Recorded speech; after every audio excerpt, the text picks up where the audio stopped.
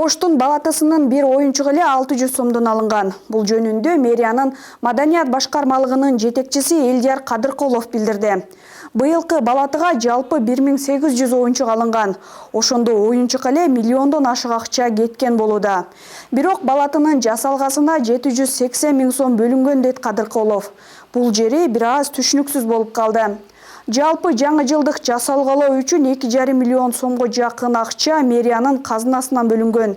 Дизайнерлер буга чейин 3,5 миллион сомго жасалгалоону сунуштаганын айтып, эң аз каражат жумшаганга аракет кылдык дейт Кадыркулов. Биз атайын ошол 2,5 миллионго минимальный азайтканга аракет кылдык. Эми быйыл өзүңүздөр байкагандай бардык нерсе кымбатчылыкка алып келатат. Ошондуктан буну мындай ондон да азайтсак болот эле, бирок кымбатчылыкка байланыштуу бир игрушканын өзү эле 600 сом турат экен да. Ошондуктан бул жерге 1,5 миң 1800 түшүп кетти.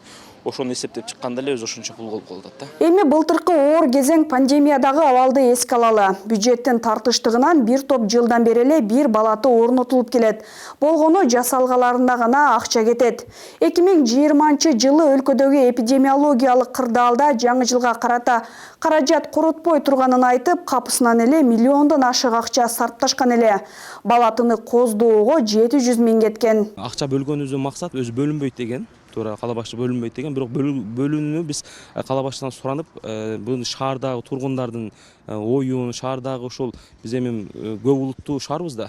Ар бир улуттун, ар бир ушул жарандын көңүлүн, ушул майрамдык маанайын жакшыртуу максатында уюштурулуп жатат. Эми 2019 жылды эстейли. Ошол кездеги шаардык мэриянын маалымат катчысы Азамат Апсатаров да акчаны үнөмдөө максатында былтыркы балатыны кайрадан орнотулганын айткан.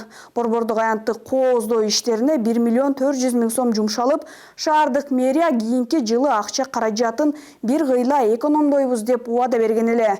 Бирок 2020 жылы жасалгалардын 70% жарабай калып, жаңылышкан. 973 миңге чыпы ошо Кадырова деген кайрадан утуп, ошол жасалгалоо иштерин жүргүзүп атат.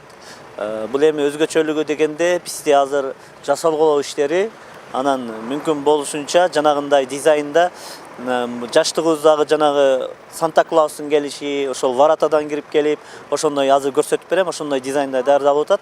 Ал эми негизги элдин көңүл бурган балаты, былтыркы эле балаты, каркас ошондой эле, анткени биз ошол жергиликтүү бюджетти үнөмдөө максатында атайын кураштырылып, кайра бузулуп, кайра кураштырыла турган мына балатыны орнотуп атабыз. 3 жылдагы балатыны салыштырып көрөлү. Сиз өзгөчө бир айырмачылыкты көрүп жатасызбы?